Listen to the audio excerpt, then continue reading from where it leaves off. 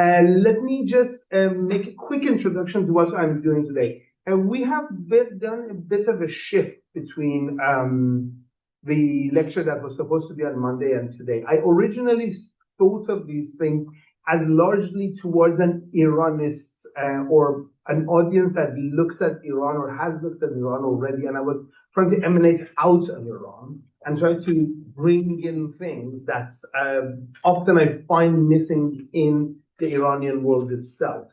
And I wasn't thinking of it necessarily geographically. I was thinking a bit of a thematic, how, the first one, the Silk Road, how we are deconstructing, and then answering the question of if you are deconstructing, what are you reconstructing it as? What are you pushing back on? Which I felt that is something that is always asked of me. And within this, I was thinking of this thematic settings of looks out from something. So as you probably see in the original description of the series, the idea was that this was supposed to be the East looking around. And I realized, however, that I need to address the elephant in the room, which was meant to be a bit of a sort of a taken as for granted, taken as understood originally. And that is the elephant of Iran, Persia, and all of these things. Part of this is an answer to, lack of a better term, modern questions that I'm often asked. One of the problems of Iranian studies in general is that it's a very strange thing. So I'm going to start with this disciplinary critique, I suppose, that what is Iranian studies? We barely have a field, called French studies, which studies ancient Gaul and studies 20th century poetry. But Iranistic seems to include everything. Right? So when you are, and even geographically more, like I'm in the Institute for Iranistic in Vienna, and the Institute for Iranistic in Vienna includes people who are working on Central Asia, working on Uzbekistan and all of those areas, working on even the Caucasus. And then we have people who work on modern communities of Iran. We have people who work on medieval Persian literature. We have people like me who work on late antiquity, and then people who work on archaeology of, 3rd century BC, really Iraq in some senses, or various places in Central Asia. And everywhere else, this is the situation. I think within Iranian studies, the way we look at it, the wider it becomes, the more vague it becomes. And questions get asked of what is Persia, what is Iran, and what is this Ērān thing that I constantly use because I'm trying to avoid some sort of political criticism of myself. And can we do this right now? Yeah. Yeah, okay. So what I want to actually really go through is a bit of answering some basic questions of these concepts of Iran, Persia, Ērān, Ērānshahr, and then kind of follow up in the much longer, I would say, because I'm going to say something about the Achaemenid period, of what this concept of Iran and Persia is and where it lands in the medieval period. I'm not obviously going to come to the modern period, but I hope that what we end up with gives an idea of where the concept comes from. So I'm going to talk about the Orient, Iran and Persia, Ērān and Ērān, which is a terminology you might have heard, and also talk about the Iran, Turan, and Haram as well. And then even about the Chinese concept of this, because I think it's relevant and people don't really look at it necessarily. And possibly the birth of Iran itself. So I just want to say that this is not an idea that I came up with. This is not something that I have studied and uniquely qualified necessarily to talk about in this period. There is the most famous Italian Iranologist, Gherardo Nioli. I couldn't find the picture of his book, but there is a book he has called The Idea of Iran, which is he calls an essay, but it's really a short book on this idea of Iran and where the word comes from. And then, interestingly enough, I like the cover of the first volume of the Idea of Iran series, which is a series of talks that the Sudavar Memorial Foundation put together for years in London, and the first one is called The Birth of the Persian Empire. So you already see the conflict of the naming that I'm going to go through this, right? Persia and Iran, Persian Empire, Iran, what this is doing. So this study, this has been done. I'm not bringing anything really new other than a few little ideas I have here and there, which I'm hoping to somehow help. Now, I wanted to start from the Orient, because as we talked about the last time and the last two times, this area gets to have these titles of the Near East, the Middle East.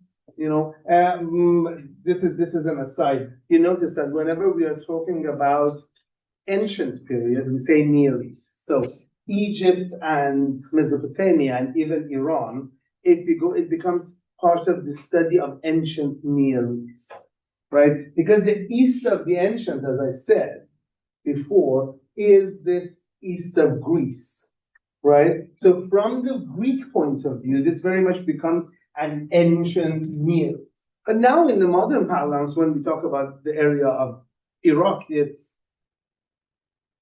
what do we say? Iraq is part of what region? Middle East. Egypt is part of Middle East. We don't really use Near East anymore. We don't even call Morocco Near East, well, although it's very near, and it's not east, it's south. But you know, like the terminology really doesn't say that there's a political and temporal side to this as well. Ancient is Near East, modern is Middle East. And so this Orient that is forming from the point of view of Europe, but particularly in this sense from ancient Mediterranean world and Greece. This is really what I want to talk about. Now, this Orient specifically is this region. This is what's originally obviously Mesopotamian and Egyptian cultures, but really this is where it is leading into, which is the Achaemenid Empire. The Achaemenid Empire is this ancient empire based supposedly originally in the area of Persis. We will go back to this area of Persis a lot. This idea really, the idea of Persian comes from this idea of Persis. You see the cities such as Persepolis and Pasargadae, both of them have this idea of Pars in them. Obviously, the Persian Empire, people like Cyrus and Darius come from this area, despite the fact that the empire really then later is based in this area. So the cities of Babylon and Susa become much more important than these cities, although these seem to stay some sort of a ritualistic and cultural importance in this region as well. I want to stop here a bit and tell you that this view, as I'm saying, comes from the Greek, right? But there is a view from within this culture of its own territorial existence as well. We don't necessarily have it from this period, but much later sources do talk about how ancient Iranians thought of themselves. And that's the root of that title that Katia and I chose for our Ērān, Turan, and Ērān.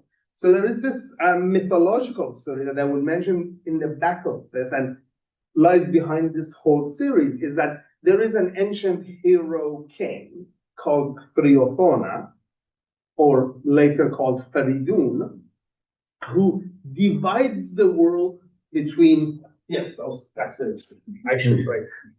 That's why so Feridun, who divides the world between his three sons, the best part of the world, this world is called Khebnireh, it's the middle of everything that exists. The best part of it goes to a son called Iraj. You can see the word Iran in here, right? Another one goes to a son called Tur or Turaj, which is the word of Turan.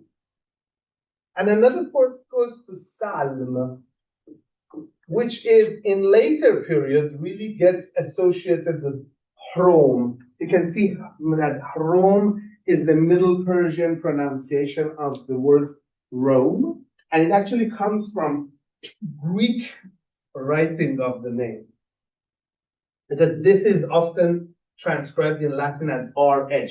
It's an aspirated sound, pre. And pre is understood in Middle Persian as for. Now, this sal, you wonder, by the way, everybody asks why is Turaj, Turan, Iraj, Iran, sal is not salmaj or something. Can anybody recognize any word that you might know in that sal? Have you heard of these people? Sarmatians? They have. Sarmatians? That's where the word, that's the idea. That it's Sarm is or Salmatians. That's where it comes from. The word Salman. So Iranians themselves understood this world as being the middle part of a grander territory, where the east part of it is in the hand of the Turanians, the west part of it is the hand of the children of Salm, who by the time we have this record is wrong. Obviously it's late. But I want you to see that there is a Iranian understanding of territory and history. We don't see it just yet because, well, we don't have the sources. So let's go to where we do have the sources. Now, of course,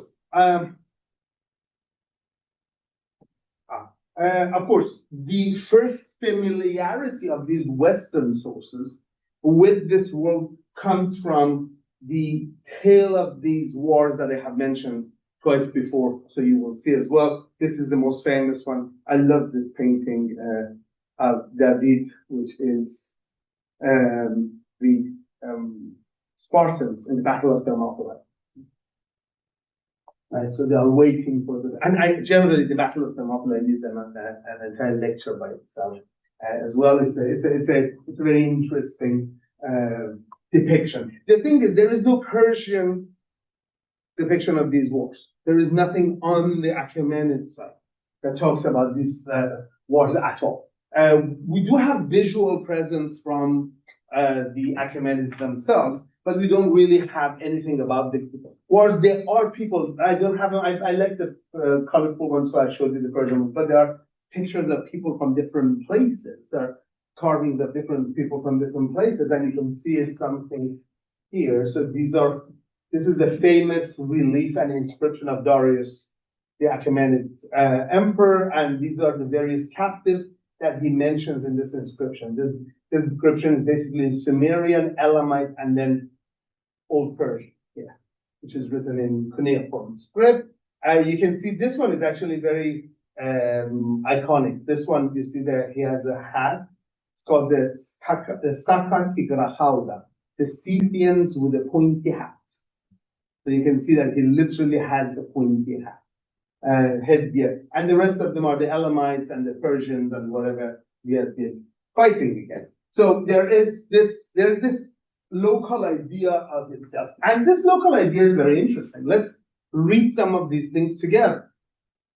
I am bringing the Old Persian written in Latin alphabet. It's obviously written, as I said, in a cuneiform alphabet. In it, Darius, this king, the third king of the dynasty, and I would say the second major king of the dynasty. So he's depicted here as larger than everybody else, as you can see. This is supposedly the picture of the god Ahura Mazda, which goes back to an Assyrian icon of the god Ashur. It's showing here the god. And Darius says, I am Darius, the great king, the king of kings, the king in Persia.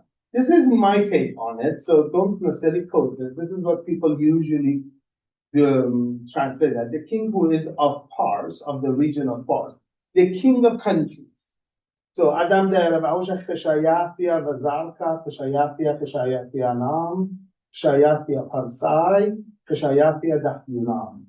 This Khashayafia might be, anybody knows the Persian word for king?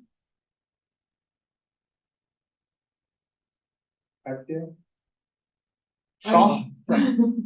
Shah. But it's the word Shah that we hear is based in this word Khashayafia. Khashayafia is based on that. So in here, he is describing himself as what?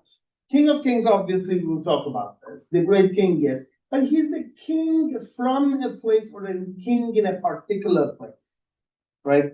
He has a particular territorial belonging, which is very important. And much further down, he says this thing that I think is very interesting, column 4 of the Old Persian text. King Darius says, by the grace of Ahura Mazda, this is the god, this is the inscription which I have made. Besides, it was in Aryan script, and it was composed on clay tablets and parchments. He has this Aryan script. This is pretty much like this is where we get this word Arya, which gets associated with Iran. The word Arya, Ērān, this is where it comes. And of course, this is the word that Nazis use for their race, the Aryan race. And this and Indian sources is where it comes. Right? Now, this is the interesting part. This is what I want to do. King Darius says, these are the countries which are subject to me. By the grace of Ahura Mazda, I became king of them. Persia, Elam, Babylonia, Assyria, Arabia. And this Arabia here, he really means the southern part of Syria, really. Egypt, the countries by the sea, Lydia, Western Anatolia, the Greeks here, the word for it that he's using, like Yauna. Yauna, it's Ionians. This is the word for Ionians. Yauna, Media, this is also, by the way, the modern Persian word for Greece is Yunan. It comes from this. Media, Armenia, Cappadocia, Parthia, Duranjana, Aria, Khwarezmia, Bactria, Sogdia, Gandhara, Scythia, Satyajia, Arachosia, and Makkah. 23 lands in all. So he's counting his territory. He's very clear about what his territory is. This. Right? He is counting his territory exactly and telling you where his territory is located. There is a very clear idea of this territory. He doesn't give it a name, though. I want you to notice. He is a king in Persia, right? He is a king of countries. He is a great king and king of kings. He's a king of a lot of things.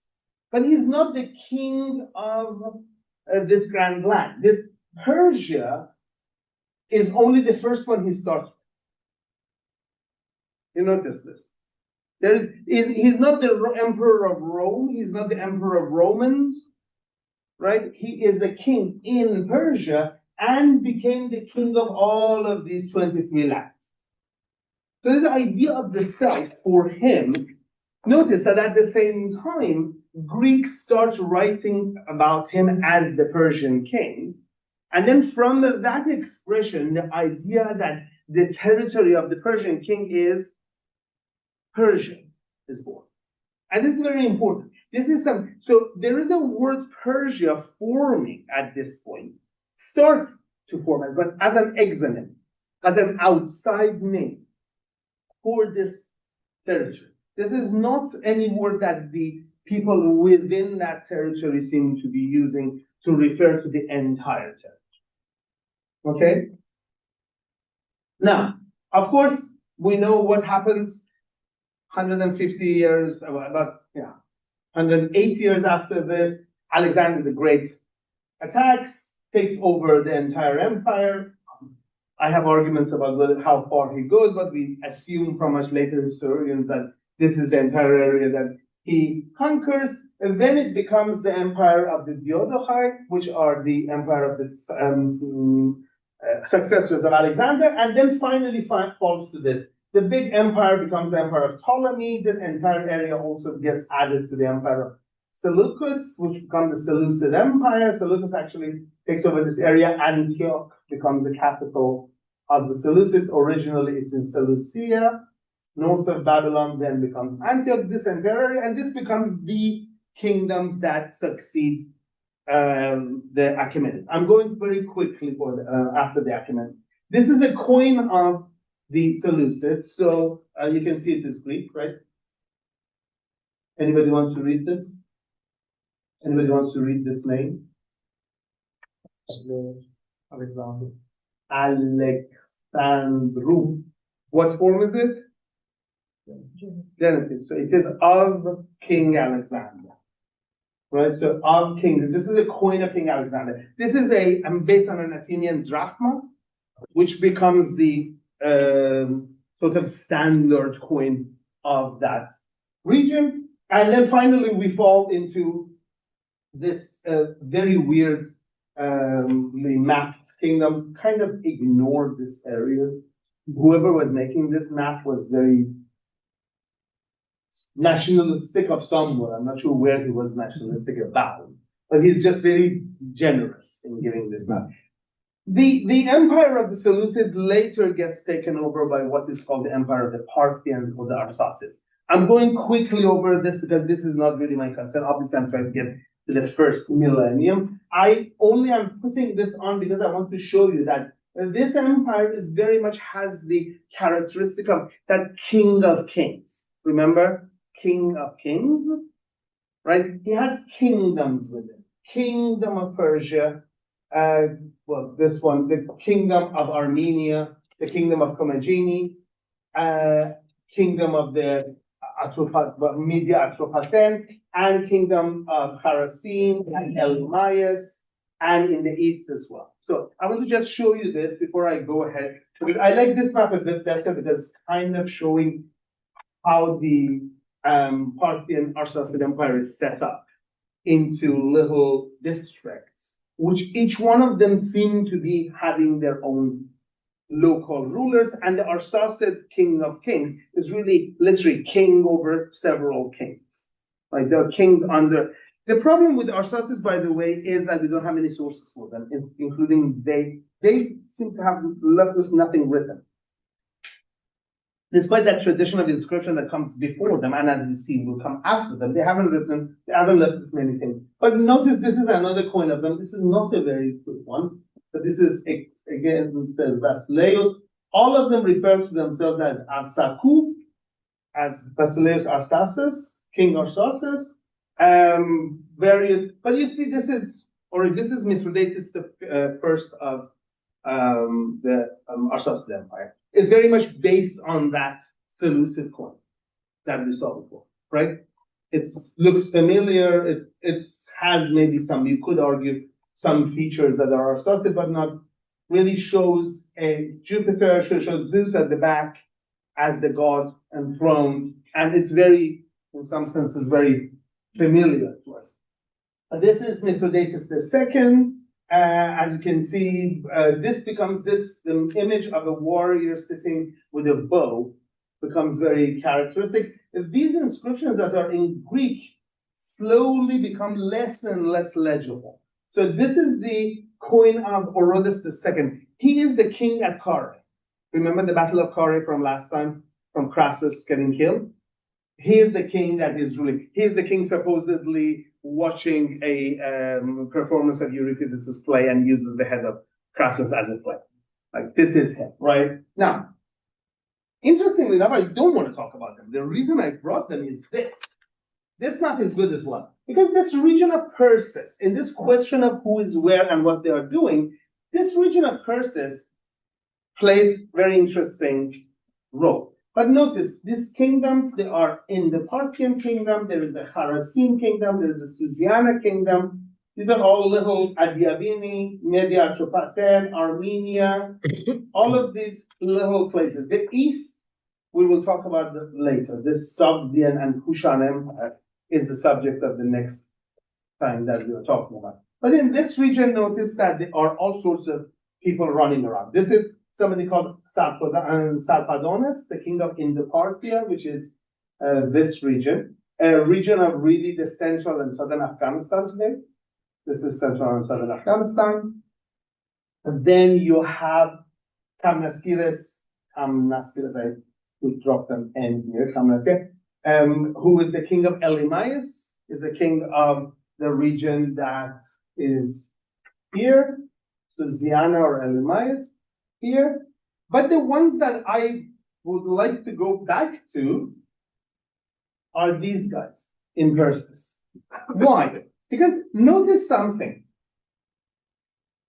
What script can barely read Kamnas here, right? What script is this? Greek. This one kind of harder to read, but Basileus Greek again, right? Now, when we get to this Persis people, this one, you might not very clearly see it, but this script, the coin obviously comes from the same Seleucid background. This is a king, by the way, his name is Bagadat, which means the same thing as my name, God-given, Bagadata. It's in Greek, it would be Theodosios, or in Hebrew, it would be Jonathan. In French, it would be Dieudonné. Right? It's like that. So he's the It's Dominic. Dominique. Yeah, yes, it can be Dominicus. It can be Dominique, you're right. It can be Dominique, yeah. So this person is issuing these coins, but notice on his coins there is no Greek. He's actually writing in Aramaic. Everything on his coins are in Aramaic. Aramaic is this older script that was used already during the Achaemenid period in order to write everyday stuff. So that grand idea of the cuneiform script that you saw in the inscriptions, in everyday they use Aramaic. So this particular person and his successors seem to be using this Aramaic. This is a lapidary Aramaic script. And on it, they call themselves originally with a local title called Frataraka, and later the kings of Pars.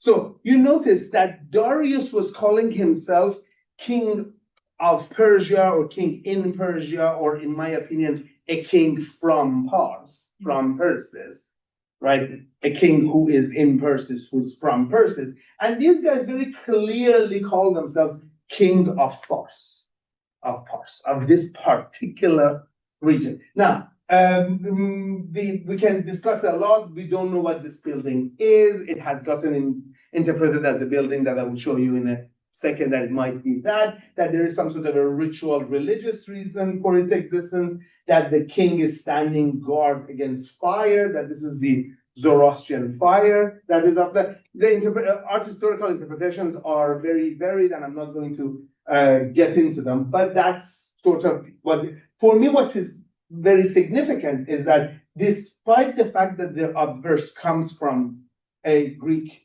Hellenistic background, their reverses and the script are not. They are very local, they're very locally designed. Further on, even more. So this is a king called Darev. Darev is the Middle Iranian version of that same name, Darius. I probably didn't stop enough for you guys to look at the script, but in the Darius inscription, in the Old Persian version, calls himself Darayavahausha. That's the nominative form of his name, which is Daraya, Darayavahau, Darayau, Darayawahausha becomes, like I said, nominative form of his name. This name Darev comes from the same thing. So he's Darius as well. He's Darius II of Persis. So this is a king named after those old kings, who now rules in only the region of Persis. Right? Calls himself the king of Persis. Notice on the back of his coin, on the reverse of his coin, there is a fire altar. And he's standing there tending to this fire. So, again, I'm not going to get into the religious questions, but it seems to be that if we are associating any sort of a fire cult with this region, this seems to be a proof that there is the fire cult. And these local kings are seeing themselves somehow as representing it, protecting it, whatever you want to call it. Now, the cool thing that gets us to actually our period is this person. Ardashir V is very interesting. His face is now frontal. It's not in profile. is actually looking at you. The reverse of the coin, which is the name of his father, and picture of his father, is actually in profile. He is the Ardashir V, king of Persia. And that's his father, Pabak. So if you know anything about Sasanian history, this is actually who? He's the founder of the Sasanian dynasty. So he's originally, notice, the reason I'm insisting on it, he's originally the Ardashir V of Persia. So he certainly comes from this region of Persia, right? No doubt that he is from this region of Persia. He's the local king of the area. His father seems to have been the king of the area before. We have references to his father later as well, almost contemporaneously as well. But we'll see actually that literature as well. And now he founds an empire. So he's here, his actual capital is this place, Firuzabad, or Bur, or Ardashir Khorram, the land of the district of Ardashir, in Persis. By the way, this word Fars is the later iteration of the word Persis. That you have heard of the word Farsi to refer to the Persian language. This is where it comes from again. Right? He is from here, and he founds this grand empire, which in context exists in this larger sense. Sorry. I'm having a bit of problem with my thing. So, again, this is the area of Persis. And he really goes from here. Now, notice, of course, this is the Parthian Empire. By this point, we talked about last time as well, emperors, Roman emperors and others have been attacking this region as well. But this is the eastern part of the Roman Empire. We are in the 3rd century AD. So we are in the middle of what the Roman history calls the crisis of the 3rd century, right? This is when things have started unraveling after the death of Caracalla, really, and until the rise of Diocletian, you have this crazy, almost a century, it's about 70 years, of sort of problem in the Roman world. And that's exactly when this guy is rising. If you remember, there was a quotation from last time where the Roman historians, Herodian, say that he has the claim of the Achaemenids. For the Roman historians, this guy's rise and his aggression against Rome is trying to reestablish the claim of the Achaemenids. We have no Iranian evidence. There's never anything in the Iran that says anything. The references to these Achaemenids are actually curiously missing. There are no references to them. For me, it's interesting that the name Ardashir is an Achaemenid name. So there were 3 Achaemenid kings called Ardashir as well, Artaxerxes in Greek. But there are no Sasanian Dariuses, there are no Sasanian Cyruses, there are no Sasanian Xerxeses, right? These names don't occur. And there is no local reference seems to be to that background that is Achaemenid. I will talk a little about what they do imagine to be their ancient history, which gets, I guess, interesting. But locally, what happens is that type of coins that you see, and we will talk about this inscription, I will read it in quickly, but I want to show you a section of it. Is the coin goes back to the sort of pseudo-Arsacid shape. On the back, there is now a very prominent, originally a lone fire altar. And you see it's very elaborately drawn, right? Around it, it says in... Michael, I wondered, can you read this? Can you read this part? This is actually... That's easy, that's no? Yeah. This part. It actually is, this part is Aramaeogram. It's Aramaeogram, so it's a very screwed up alphabet, script, I'm not gonna... But this actually is written Nura Z Artaxhat. So the... Atur, fire of Ardashir. On the front, it says Mazdesbad, Ardashir, Malka,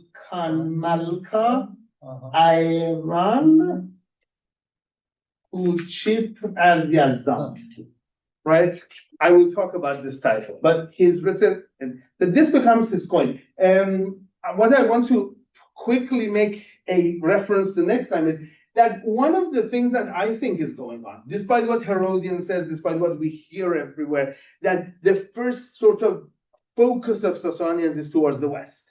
And it seems natural after the attacks of Severus and Caracalla is to be natural that they go west. It seems that they are mostly concerned with their east. So the area that I'm going to talk about on Monday seems to be really their interest. This Kushan Empire and the Indo-Parthian Empire. One of the possible evidence for this that I have is, remember this fire altar? Right? It's very different than this fire altar. Right? So the way that fire altar is depicted is very elaborate, is specific. There is on the back of the coin of the local king of, this is not the best example of the coin. I could have found something better, but it doesn't show it on the screen necessarily. But there is a local king of this area called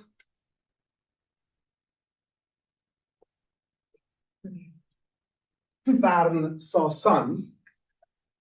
The second part of the name is actually the same name that the Sasanian Empire's name. Supposed ancestor of Ardashir is supposedly called Sasan as well. And this guy is called Barn Sasan. I'm not sure what that suggests. But on the back of his coins is a fire altar as well, which is a lot more closer in style to the fire altar on the back of Ardashir's coin than the fire altar that is on the back of Ardashir's own ancestor, Darev II. And this guy is contemporaneous with Ardashir. This guy is living at the same time as Ardashir. So I'm suggesting very mildly here that initially Sasanians are actually very Eastern looking. They're very much concerned with what is on in the East rather than with the Roman side and the West. There is a problem that since our sources mostly come from the West, since our sources are either Roman, the ones that we studied last time, and later become things such as Islamic sources, which are again written from the Iraqi point of view, and on the West, we tend to forget the East. So this is why I keep on repeating this word East, because the East as a concept, as a geographical place, seems to be constantly getting short-shrift, getting constantly forgotten in historiography. Now, what happened? Sorry.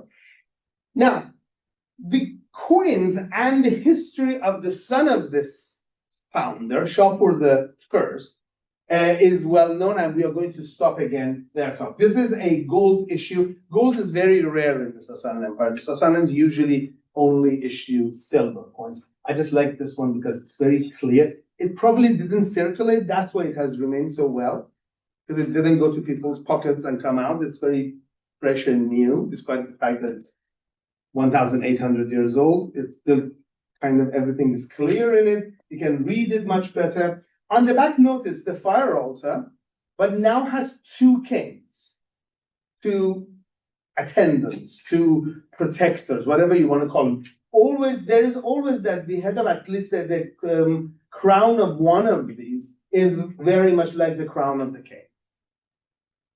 And they're protecting this fire, right?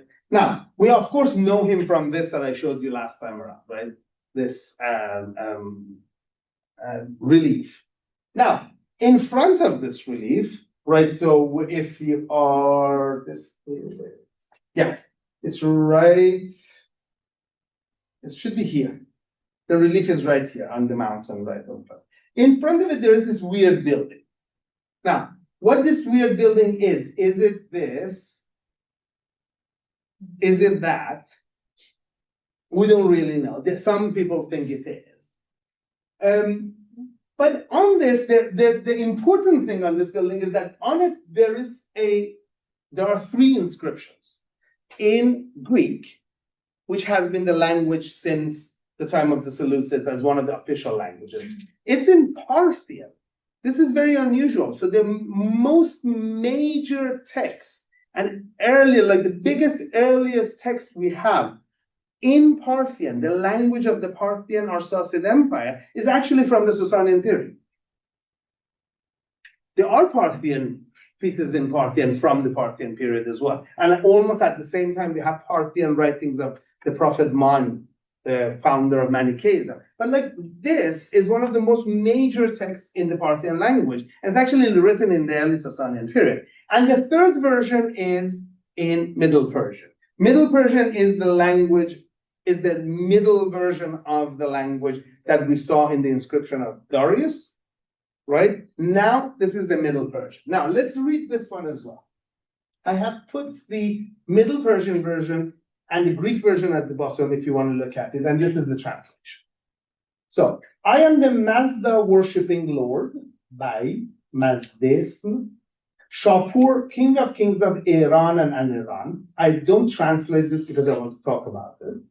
Who has lineage or image. I like the word image, prosopon, and it's not the word that the Greek uses, but I think it works here. Who has the lineage or image of the gods, son of the Mazda worshipping Lord Ardashir, King of Kings of Ērān. You see already the conflict? The son is the King of Kings of Ērān and an Ērān. The father is the King of Kings of Ērān, from the lineage of gods. Grandson of Lord Pabag, remember on the back of Ardashir's coin, the king. Pabag is not the king of anything. So notice, Darius was king in Persis or king from Persis or whatever you want to call him, and 23 territories. This guy is the king of Ērān and an Ērān, whatever that means. I will talk about it in a second. His father was only the king of Ērān. His grandfather is just the king. And he calls himself the autocrat. I'm translating autocrat in Greek. He actually uses despotes. He calls himself the despotes of. But Ērānshahr. And in the Middle Persian? Huh? Can you comment on the Middle Persian? On the Middle Persian, yeah. I will talk about all of this. I'm going to stop and talk about all of it. Right. So, what does this Ērān and Ērān mean? That's the first thing to discuss. What does this Ērān and Ērān mean? Right. So, linguistically, this word is that same word Arya. Remember, Darius on the column 4 called the script that his work was written as Arya, and earlier on he has reference from an Aryan lineage. This word is that. This Ērān, this Ēr is that, right? So Ērān means of the heirs. So obviously the word is the ancestor of the modern word Iran. Iran is basically just another different writing of the word Ērān. So now you understand why I keep on using this. Linguistically and in every other sense, it's the same word, right? So the word Iran, the name of the modern country, is just a different writing of this word Ēr. Now, the an in Persian, in Middle Persian, is exactly the way what it would have meant in a lot of European languages as well. Not Iranian. It's just negative. Ērān and the not Ērān. Right? Now, in the Greek version, let's read it. Arianon and Arianon. It doesn't use it here, but he uses the word ethnos. Of course, this word has a lot of history with it, right? It's ethne, it's Greek ethne, whether it at this point means a community of people, it's referring to a cultural issue, referring to a territorial designation, what ethne is. Obviously, this is the ancestor of our words for ethnicity, right? Right? This Ērān and Ērān is somehow marking a group of people who identify themselves as the plural genitive of Ēr, and a group of people who cannot be put under that title. Now, notice the exonym was Persian, right? The exonym was Persia, and the people were Persian. The kingdom was called Persian. At the same time as this is being written, the Roman historians are referring to Shapur and his father as the king of the Persians, right? This continues. None of that is here, right? The word that they use is Ērān and Ērān. I will go ahead and possibly suggest what it means. The interesting word here is also Ērānshahr. The word, as you see, Ērānshahr here, and versus to Arianon ethnos.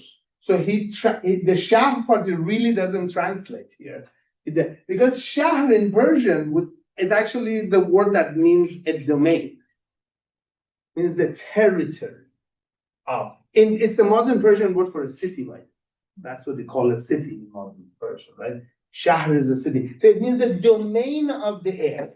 So the guy is ruling over a group of people that he identifies as air, a group of people that he identifies as aner, and he is the despot of the domain of those air. You see how many levels there is? He's the king of both. He's the king of air and aner. But the empire over which he is a despot or an autocrat is the domain of the air. There is no an Ērānshahr. There's only Ērānshahr. There is no an Ērānshahr. There is Ērān. He is king over Ērān and an Ērān. But he doesn't seem to be claiming the kingship over all the world. You couldn't say that he's claiming that I'm also king over the Romans and the Chinese and everybody. Because very clearly his father is not. His father is only the king of kings of Ērān. He's very realistic about what he's ruling over. And he makes on the claim. Because what is this inscription, in fact? It's an inscription that he has had created following this. It's an inscription that is following, you know what, is not there anymore, but under this one. Gordianus, Valerian, and Philip the Arab. It's actually following his defeat and possession of now territories outside this area. So now he's making this claim of Aner.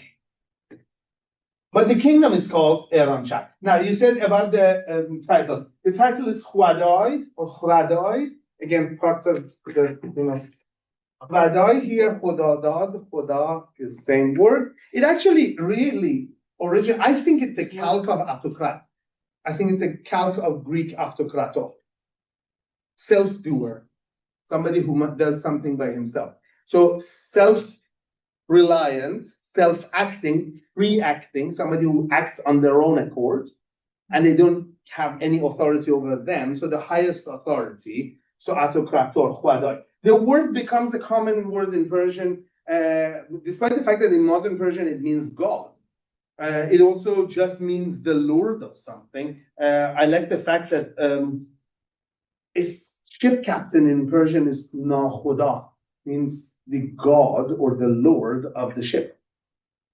The ship, right? Or the ruler or the local administrator of a village is called kat khoda, the lord of the village, right? So the word here actually already, this is probably the highest importance that it's getting. That is now he calls himself the leader, the ruler, the autokrator, the despotess of this kingdom. Now, what is this kingdom? Very much like Darius, he actually starts counting the areas that this are. So, Pars, Persia, whatever you want to call it, Persis, Parthia, Khuzestan, Meshan, Asuristan, Nodardisharagan, Arabia, Azerbaijan, Armenia, Georgia, Sisagan, Albania, Balasagan, over to the Caucasus and the door or the gate of the Alanians, and all of the mountains of Parishwargar, Media, Hyrcania, this is misspelled, Marjana, Herat or Arya, and all of the Abarshak, Kerman, Sajistan, Turan, Maturan, Paradan, Hindugan or India, Kushanshah up to Pushkabur, Peshawar, and up to Kash, Stagdia and Chachestan, and on the other side of the sea, the Mazun. I'm not exactly sure about this reading, but I'm just counting people who know. But I mean, some of these names, if you're interested in, Parthia is Pahlav. Georgia, I like Viruzan, which connects it to the Persian word for wolf, which is what it sounds like in Persian today now. It sounds like you're saying the land of the wolves. Balasagan, these are all, all recognized different places, right? So he counts all of these places that are following him. He does not give them a title. He doesn't say if this is Iran or an Iraq. He is describing the lands and he's describing his fights. Now, he does have somebody who is a lot more boastful than him. He is, although he comes about a generation later. This person who is a priest called Kerdir, or sometimes written as Kartim, is a priest. You recognize him, well, other than the fact that he says that he's Kerdir. One of the things is he doesn't have beard. Priests are clean shaven. Priests are shaved. He has 3 major inscriptions. This is one of them. This is a picture of one of them because it's the prettier picture. But the one that I want you to have a look at is this one. In this inscription, he actually is a priest. So he talks about his priestly activities. He says that Shapur appoints him to a religious position, and then Shapur's son appoints him to a religious position. Interestingly enough, he's also mentioned in the tale of the execution of Mani, the prophet. And he seems to be against Mani. And during the inscription, he actually does say that I am the person who put down all sorts of people with religions against me, including twice he names Christians. He uses the word Nazorean, which comes from the title of Jesus of Nazareth, right? And then he says Cristiano, the Christian. He had 2 different cults of Christian.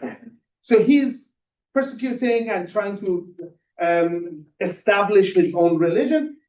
He says a very interesting thing. I, Kertir, saw much trouble and toil, and I met prosperous many fires and magi in the empire of Iran. This is the Ērānshahr. This is the Ērānshahr word that he's using here. So he makes fires and the magi the priests. Fire is the sign of, the Zoroastrian temple is based on fire, as you can see on the coins and stuff. So this fire temples are where Zoroastrians would pray. Magi are the priests. And also, by command of the King of Kings, put in order those magi and fires which were for the territory outside Iran. Wherever the horses and men of the King of Kings arrived, the city of Antioch and the country of Syria, and what is beyond the Syria, and the city of Tarsus, and the country of Cilicia, and what is beyond Cilicia, the city of Caesarea, and from the country of Cappadocia to Galatia, and the country of Armenia and Georgia, and Albania from Balasagan to the Alans Gate or Alans Pass. Why is this not moving again? Oh, sorry. I'm going to go back to the map. Sorry, I have to go back a lot. So he is counting this area, right? He says Syria, what is beyond Syria, Cilicia, and what is beyond Cilicia, Cappadocia. Then he goes up to Armenia, Albania, the gate of the Alans, and Balasagan, which is this area. Right? So he's counting this area. You can see that part of the, I just wanted to have a geographical idea. Now, based on that, again, Michael, sorry about that. Based on that, let's compare what is going on here. So, Antioch and Syria and what is beyond Syria. Tarsus and Cilicia and what is beyond Cilicia. Caesarea are fine. Galatia is fine. But let's go back to Shapur's inscription, right? For him, Armenia and Georgia, Balasagan, these are actually part of his empire. These are the original parts that he's counting as the area he's ruling over. Right?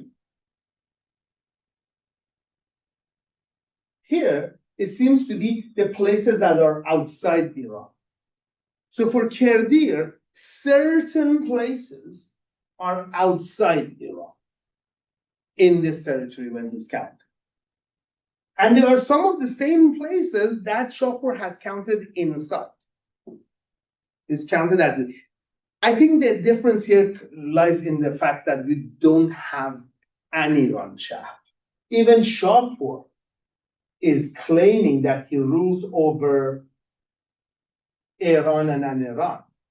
But then he calls the whole thing the Empire of Ērān.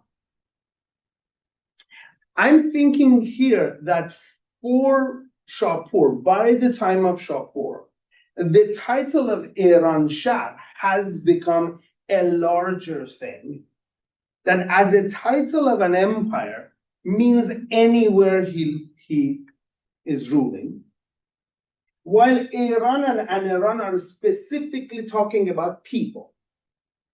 Ērān and Ērān are specifically the people within that territory.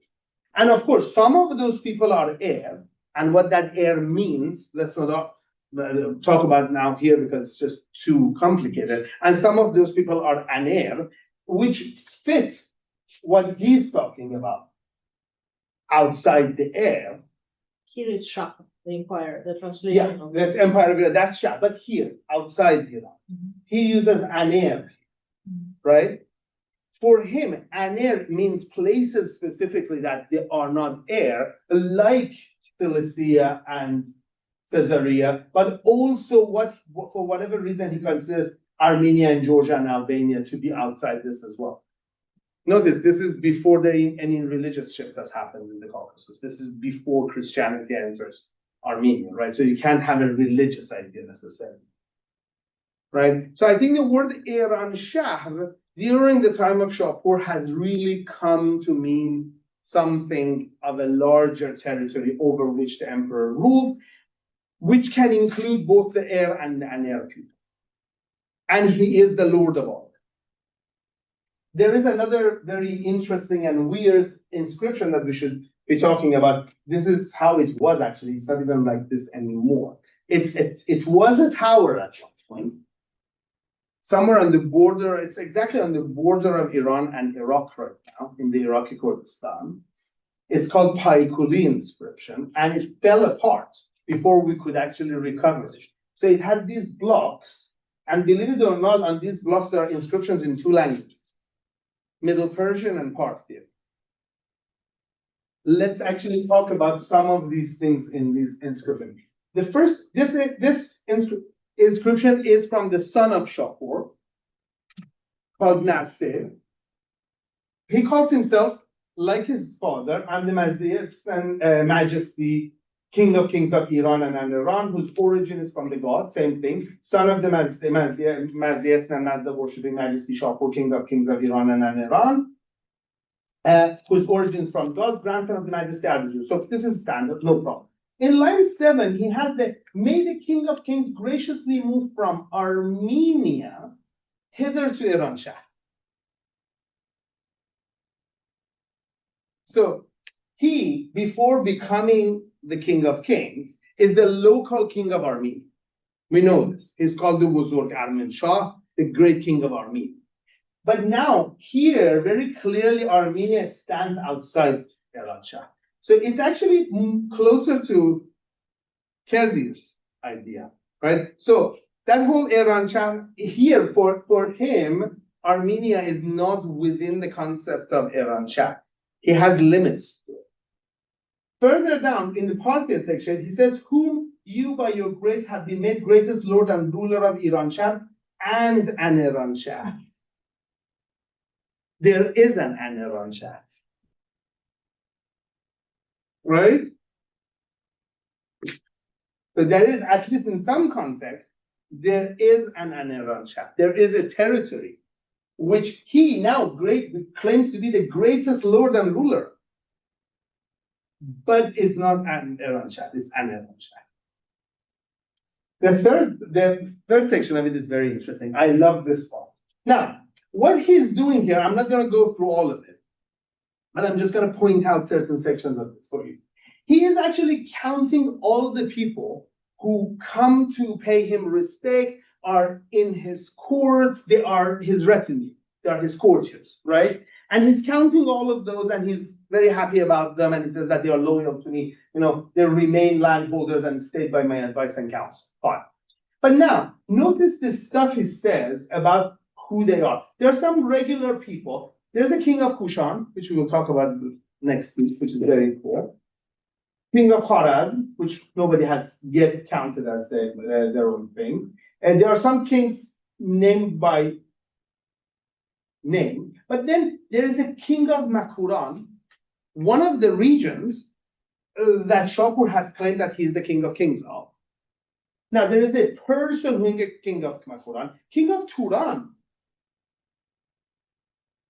which now seems to have been territorialized, king of Gur Balasagan, king of Iberia. Here, Iberia is being modern translated. That's the Barazan, that's Georgia.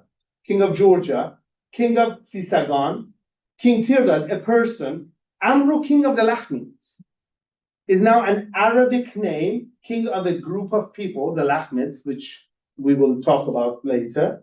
Amru, king of the Abgars. So there are various people. There's a satrap. There's a local governor of the area of Dumbavan. And he's just basically counting everybody who's in his court. He's just giving them all credit. It's like one of these people who gets up in the party and points out, oh, my friend, such and such person. He's doing that. But it's interesting that he actually identifies all of the territories that his father has claimed that his ruled. Now he's naming exactly each one of the kings of them. He's saying that these are various things. He's not claiming an overall authority over everything. He's talking about the specific thing that is going on. This, though, for lack of a better term, notice that this entire thing that we wrote, that we talked about, was in the 1st century of the Sasanian book. All of these inscriptions are in the 1st century of the Sasanian. All of these claims that they are making, and all of them, except this one last one, which is from the area around here, that destroyed tower. All of these other inscriptions and reliefs that you have is from that area of Persis. So all the Kerdir stuff, the inscription of Shapur, all of that, it's only in that area, and only the 1st century of the rule. After that, there is no Sasanian inscriptions except really short ones. There are a couple of very short ones, usually just as labels. Identify the king. I'm the great king. I'm doing this. I'm doing that. But that's it. There's really 1 or 2 lines. There is nothing else that left, right, from them. What we arrive at the later centuries is, first of all, originally the rule is only in Persis. So it's very much that Darius idea of king in Persis ruling over everywhere else. While later they moved to Ctesiphon, which is the capital of the Parthians as well, which is where, remember from last time, Caracalla came, that red wedding kills everybody else. The Parthians don't have their horses. Like, it's the center of Parthian rule. Now Sasanians move to that area as well. Exactly when? After Narse. And Narse actually rules in the late 3rd and early 4th century. Now, what is happening in the early 4th century in the Roman Empire? What major things happen in Rome in the early 4th century, other than Diocletian and the Tetrarchy? Who comes later? Who is the most famous emperor of Rome in the early 4th century? Constantine. What does Constantine do? It's very known. He allows Christianity and there is a city here that he founds. Constantinople, right? So notice, at the same time that Constantine is moving to this area, actually a little before that, a couple of decades before that, the Sasanians have now moved to the western side of the territories. and established themselves in the old center of civilization in this region, which this has been the capital of the Parthians. Originally, there has been a city of Seleucia of the Seleucids. It's just north of Babylon, which was also one of the capitals of the Achaemenids. And obviously, Babylon is the old capital of the region. They are moving over here, and Constantine, a couple of decades later, moves to Constantinople. The empires are getting closer to each other. The empires are reaching out to each other somehow. This is when you have this concept of the two eyes of the world being born. That this is an empire, and this around the sun, these two empires are the only two worthy rivals of each other. I'm going to go very quickly after this because we don't really need to talk about this. The important thing that happens, and you can observe in coins, because notice there is no inscription, is that claim to Ērān and Ērānshahr disappears. It's not anywhere anymore. You don't really hear it, at least in the official government propaganda. On the coins, that claim of Mazdayasn, king of kings of Ērān and Ērān, disappears. In the course of the 4th and the 5th century, you don't have that anymore. Coins become the name of the king, a phrase written as an Arameogram, GDE, which is Farrah, which is this royal glory. Absud has been increased. On the back, increasingly, is the mint and the date of the issue of the coin. And in front, as I said, is the name of the king. This one is Hormuz. Hormuz IV, late 6th century king. There is no claim on rule over Ērān or Ērānshahr. It's not that it doesn't exist, we just don't see it. It seems to me, and that is only my interpretation, I'm not sure exactly that is the best of interpretation, but that's the best one I have to offer, is that early on, they had to prove themselves as the king of Ērānshahr. They are still ruling over kings. Narse, as the last of those inscriptions, is acknowledging each one of those kings. King of Bakuran and king of Turan and king of Sistan and da. But after a while, when they move to Ctesiphon, the empire has obviously become its own, has come to where it needs to be. It's the empire of the Sasanians. They are the rulers of Ērānshahr. They are ruling over Ērān and Ērān. They don't repeat the same. Now, partially is interesting if we had time to look at the Armenian sources in this case, because the Armenian sources seem to have, consider for the longest time the Sasanians as usurpers and Arsacids, Parthian, as the proper kings of this land. And because the dynasty that rules over Armenia, at least locally, claims that they are ruling over Armenia under the Sasanian suzerainty, is an Arsacid dynasty itself. They're called the Arshakuni dynasty. They are a branch of the Arsacid family, and they seem to kind of have a fantasy of restoring this kingship to where it is. The Armenians seem to think that they are going to restore this kingship. The Armenian-Sasanian relation is very interesting. I wish I could talk about it. I wish there was an entire lecture we could give about that, or we should invite people who are experts, I don't know, like Tim Greenwood and others, to talk about it. But it's a very interesting case of how Armenians look out at this kingdom. And they are the kingdom that is specifically put both inside and outside the context of Ērānshahr. They are the kingdom that is counted as outside, right? It is where Nasser moves from there to Ērānshahr, but at the same time is politically very much part of this. Ērānshahr, as we see, becomes even more and more part of this Ērānshahr. Now, the next stage of the issue is this, the Islamic conquest. This whole thing is supposedly completely cleared out, gone. The Ērānshahr ceases to exist as its own political body and becomes part of the Islamic empire, Islamic culture. It becomes part of this grander entity, which subsumes, controls all of this empire, changes most of the local names, interestingly, except Khorasan, which is why again, next time I talk about this eastern region, this name of the Sasanian province of Khorasan remains. That is the interesting part as well. And of course, this becomes part of this Abbasid Empire eventually. So in the Abbasid Empire, as you can see, the province of Fars, you can still see it. Kerman, Sistan is in the east, Khorasan. So the parts of this world remain, but it's now from where? Baghdad. Where is Baghdad? It's 30 kilometers north of Ctesiphon. So it's again the center of power. And the name. And the name Baghdad, yeah, Baghdad, but it's not, you know that. It's a re-etymologization because we have the name Baghdadash under Assyrian Empire. It seems to be an Assyrian Empire that gets re-etymologized in Middle Persia. It seems not to really be a Persian name, but it is in the same area. It is 30 kilometers north of Ctesiphon. It is in the same area that has been ruled for all this time. So this empire remains centered in that region. Of course, it's not that the Sasanians completely disappeared.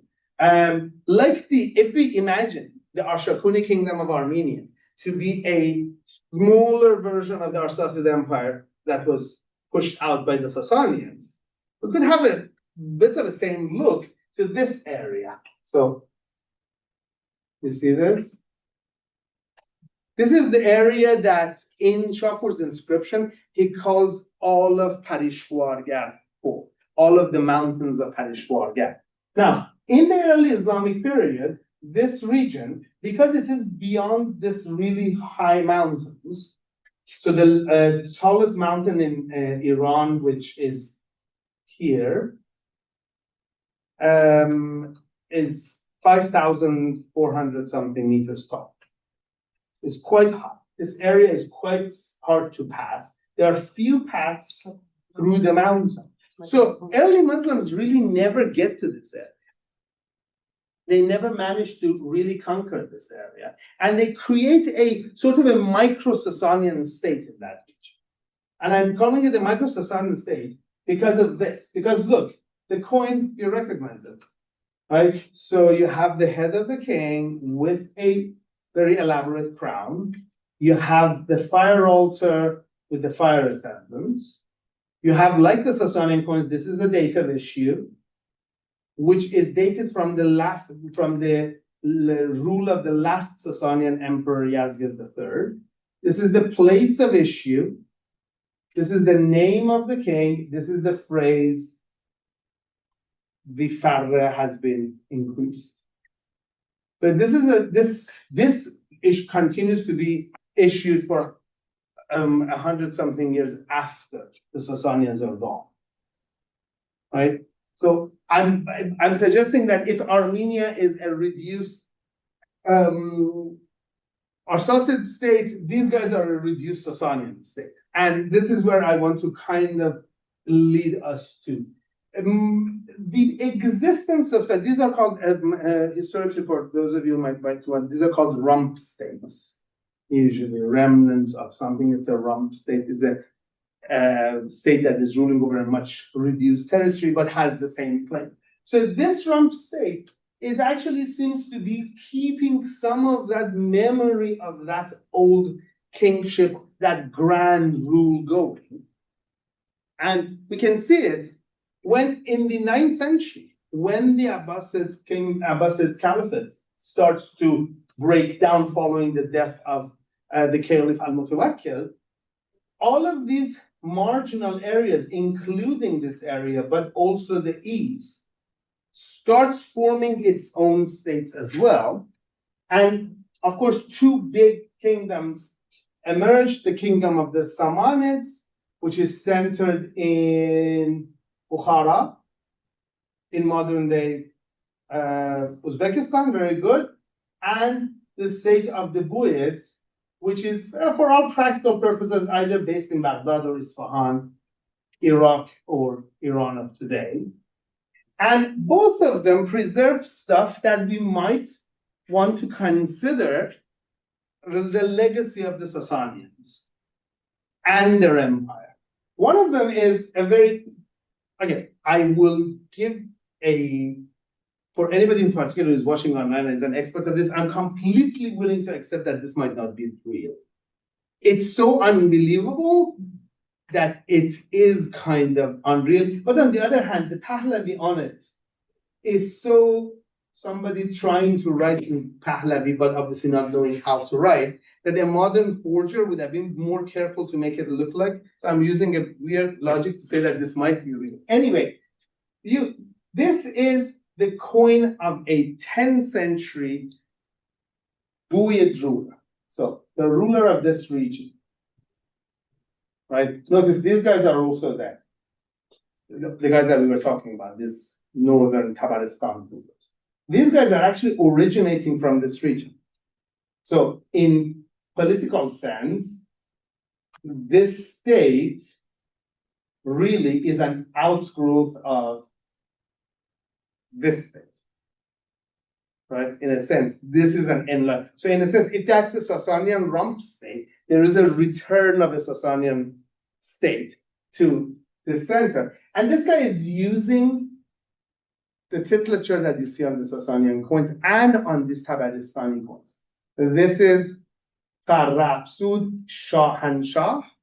Sorry, there shouldn't be an A, but I wrongly wrote that. Shahanshah. This is Middle Persian. Zidir, New Persian, long live King Panah Khosrow, wrongly written on this. Who is the name of this king? Panah Khosrow. So, in a sense, you have a survival of the Sasanian pretense to the king of kingship, to this grand rule, to increasing the royal glory, to being an emperor in the style, a Shahanshah, a king of kings. Even the pose is he holds a cup. Yeah. He's holding a cup. Tea or what? Yeah, tea. Hopefully it's wine, a cup of wine, a Muslim person, by the way. So yeah, he's holding a cup of wine. He's sitting in a Sasanian pose. He has a Sasanian style. It's Soma. Huh? It's Soma. Soma. Oh yeah, of course. Hauma. Hauma. It has a Sasanian crown. So he has the pretense to the Sasanian imagery, to the Sasanian titulature. 3 centuries after the demise of the Sasanians themselves. This is one ruler. And I think the other one I probably should go to is that the other one, this one, which doesn't have this imagery, however, creates really, it's not surviving, it's not continuity. But it is in the city of Bukhara that language of Middle Persian, which it was the continuation of Old Persian of Darius, right? The Old Persian of Darius we saw in the inscription of Darius. And now the Middle Persian of Shapur and Nansan, those inscriptions. The language actually becomes the official language of people in Bukhara, in Uzbekistan. This is the reason, by the way, Bukhara, they still speak Persian. Because that's the region that they would have spoken Sogdian. You know, the Suguda that they claim to be ruling over when he says that I am ruling to Sogodan up to Chachestan. That's the region. They should be speaking their own language. But this language survives. And it goes from here, actually. The language comes back to this territory from here. So the reason that I speak Persian as a mother tongue is that this language actually survived over there and came back here. It's not that it survived here. It actually was recreated in this region. It would be a bit like, I don't know, if people from England started moving to Niedersachsen in Germany, and Niedersachsen became English speaker, and you say, well, that they re-imported the language. Now, it's the language of the Saxons, right? English is the language of the Saxons. So it comes back to Niedersachsen or something. It's like that. So if these guys are holding on to an imperial imagery, these guys are holding to a cultural heritage of the society, which is this language, right? And of course, this heritage then expands in the medieval ages and creates this thing that's called the Persian world. Because at one point, interestingly enough, and this is where I want to very much separate the idea of Iran from the idea of the Persian, which is very much in people's mind the same. in people's mind very much is that if you see Persian somewhere, it means the expansion of the Iranian culture. It's almost saying that, I don't know, would I get into trouble? Definitely. Or people would start saying stuff to me that we claim that France is the fact that French exists and I don't know, the good French food exists and French literature and all of this exists is because Franks came from Netherlands. They did. Right? I'm not gonna, since I said the food and Netherlands, I think you read you catch my drift here, right? So for me, the conclusion of this thing is that the concepts of Ērān, Ērānshahr and Ērān are related continuous concepts. There seem to be endonyms, words that are used from within the Iranian world to describe both the people and the territory in which they live. The territory obviously seems to be, even from the beginning, expanding and extracting in people's minds, even in the mind of the kings who rule it, but still has an idea. This word Ērān, for lack of a better explanation, is a truncated word of Ērānshahr, not directly from Ērān. I would say Ērān is describing the community. Ērānshahr is describing the domain of the community. And the word Ērān is describing really the shortened version of this. So we have to look at this sort of relationship. The word Pars, Persia, Fars, Persian, and all of this, I found it very interesting that in China, because we usually think that this is a Greek thing only, but not only Arabs use the word Fars, Paris, and the plural Furs, but also the Chinese use the word Puxi or Pusi or Bosi as the name of this region. So it seems to be a very popular exonym. It seems that the word Ērān actually doesn't become popular at all. It really stays very, very local. So it's in this sense, in many senses, it is comparable to the concept of Ellada, Hellas, and Greece, where people in Greece call the country Ellada, call themselves, this is the word, and then the word either Greece or Ionia, Yunnan from outside, they are the exonyms. It is partly comparable to Deutsch and German or Allemand as well. But I think actually in some senses it's more limited than those, because the word Hellen actually at least exists in the word of the Hellenistic world. We have the word Hellenistic world. I like the fact that Deutsch actually survives in the English name of the people who don't call themselves Deutsch. Dutch, right? The Dutch is the Deutsch word. Why the English decided to call the Netherlanders Deutsch is one of the funniest things in history. But this seems to be a consistent popular exonym. I want to say something about this Persian Empire and the Iranian world. I think in the languages where we have the history of this exonym, the use of the Persian Empire actually for me is okay. Because this is politically now not very, accepted. But if you're talking about a historical entity and you have, 2,000 years of history of referring to it, why not? But the Iranian world, I think, then becomes a more expansive idea. The Iranian world doesn't need to include the areas where the Persian world, where the Persian Empire reached. But this becomes confusing because the Persian world then it's grand as well, because that's the language. And that's why I say we should separate Persian from Iran. They're two different things. Persian as a language, as this lingua franca of the East and the West, should be separated from the concept of Iran. The concept of Iran seems to have very definite geographical boundaries. And on Monday, I will talk about an eastern boundary of this geography. It seems to have a very clear geographical boundary. Even Armenia doesn't fit properly, right? Even at the beginning, Armenia doesn't seem to fit into it. But I think the concept of that language, the forte of the language, because the language at one point, yes, there are people writing beautiful poetry in this language in Delhi and even in Deccan, and there is a poets writing in Persian in Bosnia. There's somebody in Mustar who writes in Persian. And this obviously has nothing to do with Iran. The Mustari guy is doing it because of the Ottomans. The Deccani guy is doing it because of the Mughals and other dynasties there. So we should separate these two concepts completely. We shouldn't, it's hard to separate, but it should be separated. And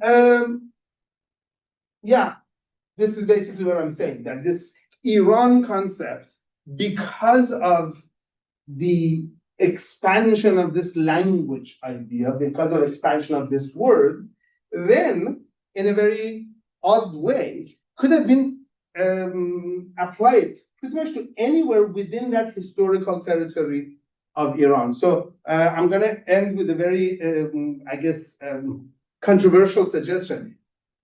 100-something years ago, Afghanistan could have been called Iran. The king of Afghanistan could have gone like the king of Iran and said that, hey, our country is Iran as well, and it is. Right? And as I will talk about later, actually the world of Shahnameh, the Iranian national epic that you have probably all heard of, actually mostly is Afghanistan. Physically, it's really happening in Afghanistan. The Shahnameh adventures are really from there. So I know it's very confusing, and I hope that I have answered some of the questions about what is this territory is called. And I know in many senses it becomes more and more confusing, but as an object of constant otherization, as a constant exotization, constant orientalization, I think it's important to see that there are these different levels of definitions, internal, external, language, people, territory, that need to be studied within this. And of course, the biggest thing about this whole thing is that, as Narse and others say, it's not a uniform land. It is a land that made out of many, many different parts. And I always have to point out that maps don't necessarily demonstrate, but this territory is not that much smaller than the entire Roman Empire, right? So if we are talking about all of these cultures after the fall of the Roman Empire, which are as different as, I don't know, Turkey today and England, we should be thinking of the same thing within that territory as well, that when it existed, exactly like the Roman Empire, difference between Lusitania and Judea, we have to also be prepared to think in terms of differentiation, local changes, local differences, and don't expect the Sasanians to be Iranian, Persian-speaking Zoroastrians. All of them are things that immediately imagine. Anything that's ever found is put into these particular groups, that it's Iranian, it's Sasanian. Sasanians had a grand identity, had a grand language, had an official religion, and we can easily just pick and say, this is part of this empire, this is part of this world, and it's easily discernible. Basically, like all historians, all I'm doing is to make everything more complicated. Yeah. Thank you.